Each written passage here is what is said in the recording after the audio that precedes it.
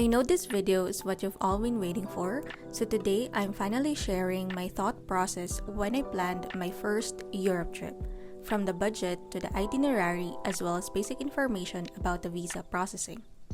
I solo traveled around Europe in the summer of 2019 for one whole month. Well, it wasn't 100% solo travel because at some point I met up with some relatives and a few friends, so basically a part of that trip was shared with them. But nevertheless, I still traveled solo. In case you are not very familiar, Europe is a continent with around 50 sovereign states or countries, and there's this area or zone called the Schengen area. I'm not sure which is the correct pronunciation, but I've heard both. So this area is comprised of 26 countries, namely Switzerland, France, Germany, Italy, and the others. For the complete list, you can check the link down below. If you will be traveling to any of these 26 countries, you only need one visa, which is the Schengen visa, and we will talk more about it later in this video. Whenever I travel, I always start with determining my budget. I know some of you want to know mine and my actual expenses, but as much as I wanted to share that, I believe it is much better to guide you on how to create your own instead. Aside from that, I was working in Switzerland at that time, so I was already in Europe basically. But just to give you an idea, I used to search this up on Google, Europe trip on a budget Filipino, because I'm a Filipino just to be specific, and by reading all the useful posts, I could say that a realistic cheap budget would range from 100,000 to 150,000 pesos or 2,000 to 3,100 US dollars per person. Yes, that is only for one person. So if you will travel with someone, then you just have to multiply your budget with how many will be traveling to Europe. So say for example, you determined that your budget would be 100,000 pesos or 2,000 US dollars. Let's just start with this amount and you can always revise this as you plan your itinerary. With your budget, set the duration of your trip. How long will you travel? I know not everyone can afford to be away for so long because of their jobs and other responsibilities. Yes, there are so many things to do and see in Europe, but you don't have to see everything on your first visit. The budget range that I mentioned earlier would normally last for 2 weeks or more if you plan well. That is enough to see around 3 to 5 countries or cities. So say for example, you plan to travel for 2 weeks. Now let's look for cheap flights. Look, not book. It's best to wait for your visa to get approved before booking anything. My favorite website to search for cheap flights is Skyscanner because it has this feature to search flights everywhere on the cheapest month. If you will scroll down, you'll see the first European country with the lowest fare, which of course is just an approximate amount. If you will scroll down further, you'll see the other European countries and their approximate amounts. Looking at the first 5 or 10, usually it's the first 5, they are less than 30,000 pesos or 600 US dollars. That being said, you should budget 30,000 pesos for your round-trip flight to Europe. Just make it your benchmark. If you will be coming from a different continent like Asia, then expect that your airfare to come to Europe will take much of your budget. So your overall budget is 100,000 pesos, 30,000 of which is for your airfare. Now you're left with 70,000 pesos for accommodation, food, activities, and transportation within Europe itself. Now let's plan your itinerary. This is what my map looks like based on my actual itinerary. I was able to visit 8 countries and 18 cities, towns, and villages, but that was in 1 month. Now it's your turn. What do you want to see and do? Are you a nature lover? Then go to those countries known for their beautiful landscapes like Switzerland. Do you love architecture, castles, nightlife, famous landmarks? Your interests will definitely play a huge role in planning your itinerary. List down all the countries and cities you want to visit. If you need inspiration, you can check my Europe trip series, which I will link down below. If you need more, you can also check the expert in European travel, Rick Steves, and Ryan Shirley's channel. It has a list of must-sees in Europe. So say for example, you want to go to Berlin, Germany, Paris, France, Interlaken, Switzerland, Venice, Italy, and Rome, Italy. 3 days for each city, so that's 15 days in total. So how are you going to travel from one place to another? Don't worry because there are so many modes of transportation in Europe, you just have to choose. If it's country to country, you can go by plane. It's actually very cheap in Europe, but you have to know that these planes are very small and only made for short-haul flights since countries in Europe are just beside each other. Yes, your airfare will be cheap, but if you have bags with you, whether it's a carry-on or for check-in, you have to pay an additional fee. That is usually the case with budget airlines. If you don't want to travel via plane, the most common mode of transportation in Europe is the train. City to city and country to country. Trains are fast and reliable, but expensive. Good thing there is a pass called Eurail. It is an all-in-one rail pass or train ticket that gives you flexible access to most trains across Europe.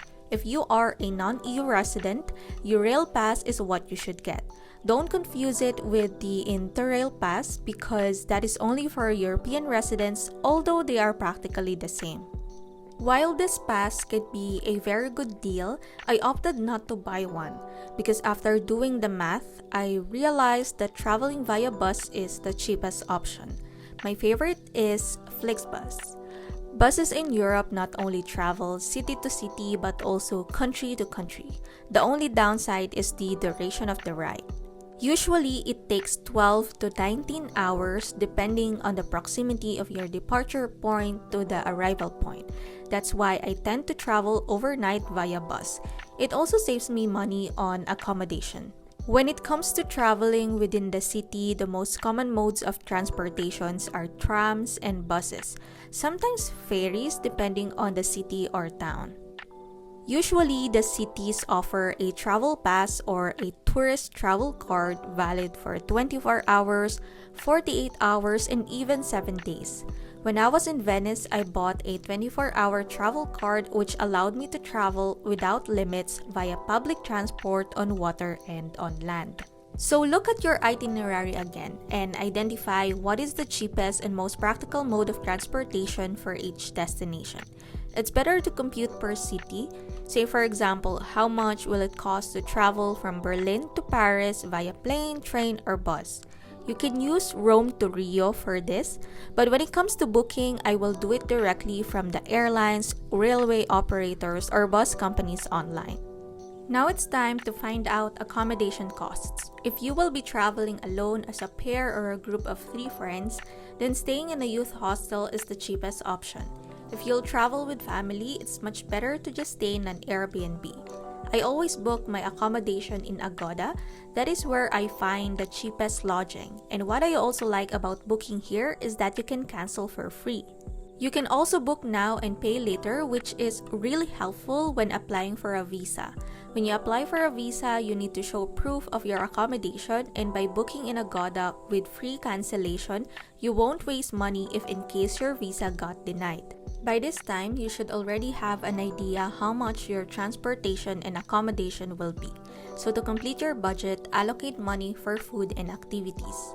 I'm not very adventurous when it comes to food, and I don't really eat a lot, so usually my food budget is low. But I usually buy groceries from the supermarket, and I just prepare my own food in the hostel.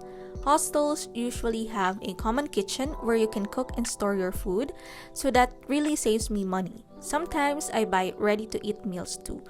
These meals tend to come in large servings, so whenever I have leftovers, I save them for later. When it comes to activities, I rarely join a tour because I love doing it on my own. I prioritize free things to do in a city, a landmark I could see for free, or attractions with free entrance. There are a lot of those actually, and I only set aside a budget for those activities or attractions I'm willing to spend money on, like summer skiing in Switzerland and visiting Bran Castle or Dracula's Castle in Romania. Now let's move on to the visa application. You have to check if you need a visa to visit Europe. For us Philippine passport holders, we need a Schengen visa. It is a short stay visa that allows you to stay in Schengen for a maximum of 90 days within a 180-day period for tourism or business purposes. Let's go back to our sample itinerary. So you will visit Germany, France, Switzerland, and Italy. Where should you lodge your application? The general rule is you should apply in the country where you'll stay the longest. In this case, it should be the Italian embassy since you plan to stay in Italy for 6 days. But what if the number of days is equal per country? Then submit your application in the country of your first entry. In this case, it should be Germany. Although the Schengen visa allows you to stay in Europe for a maximum of 90 days, they won't normally grant the maximum validity because it depends on your planned itinerary. For the list of requirements, I will just link it down below and just highlight some of them in this video. The list is standard for all countries in Schengen, but even so, each country is independent of the other. Some countries are known to have high rejection rates and some are very lenient, so you may want to consider that in planning your trip. But of course, it always depends on the documents you will be submitting if they are convincing enough. The embassies will check if you have sufficient money to travel to their country and that you will only visit for tourism. One of the requirements is proof of financial means. It can be supported by your bank statements, investments, pay slips, or a certificate or contract of employment. Submit as many as possible. This is very important. Another requirement is flight reservation. Like I said earlier, look for cheap flights but don't book yet. It's best to book a flight after your visa is approved. But what will you submit in the application? Well, just a reservation. There are airlines that let you reserve flights for free, but most of them would require a minimal fee. So when you find a cheap flight, just reserve it and submit it as part of your visa application. Another tip for you is to travel to cheaper European countries. I like this list from Price of Travel, which is updated yearly. 56 cities were ranked from the cheapest to the most expensive. This will give you an idea of which countries are the cheapest and the most expensive. The cheapest cities I visited during my 1-month Europe trip based on this list are Bucharest, Budapest, and Krakow, and the most expensive are Interlaken and Venice. I've been to London and Zurich as well, but on separate trips. If you're wondering if you need to bring cash with you during your trip, you may choose not to. Most shops accept cards. I myself was able to travel around Europe by just using my card. In case you decide to use a card as well, it doesn't necessarily have to be a credit card. I actually don't own one, just a debit card will do. For small payments that only accept cash, I just withdrew money for that matter. Just look for the ATM of a local bank and withdraw money from there.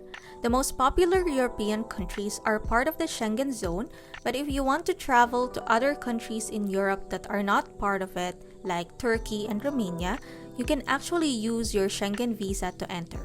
You just have to check those countries that accept the Schengen visa in place of that country's own visa. And of course, there are countries in Europe that won't accept Schengen visa like the UK.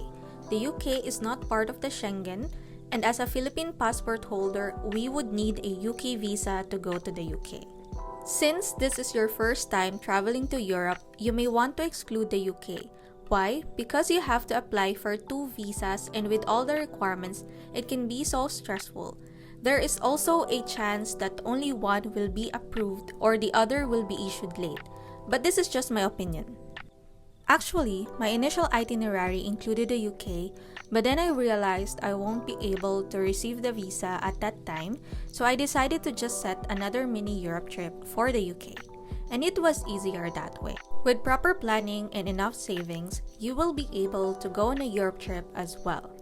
I hope you learned something from this video. Don't forget to subscribe and share this video with your travel buddies.